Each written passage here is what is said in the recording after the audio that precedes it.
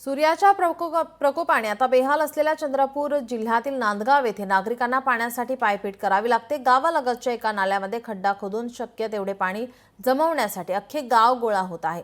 गोंडपिंपरी तालुक्यामध्ये नांदगाव हेटी नावाचे छोटेसे गाव आहे। या गावामध्ये पाण्याची सोय नाही।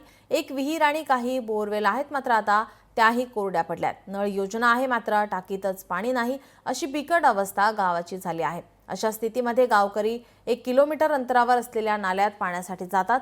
नालाही कोरडा पडला आहे, त्यात खड्डा करून पाणी बाहेर काढले जाते।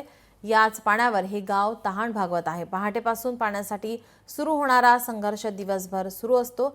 अबालवृद्ध सारेच पाण्यासाठी हंडे घेऊन पायपीट करतात। गावातील लोकांना घरकुले मंजूर झाली, पण पाणीच नसल्याने ते बांधकामही रखडले आहेत। मागील कित्येक वर्षांपासून हे चित्र कायम आहे, पण प्रशासनाला मात्र अजूनही जाग आलेली नाही, त्यामुळे नागरिक संतापलेत। नाल्यामध्ये चुवा उपसून गड्डा आम्ही वाटीनं पाणी काढून आणतो। आम्हाला खूपच दुष्काळ आहे पाण्याची। प्यायला पाणी नाही, आता घरी वापरायला नाही, आंघोळ करायला नाही पाणी। आम्ही पाणी कोच वापरायचं।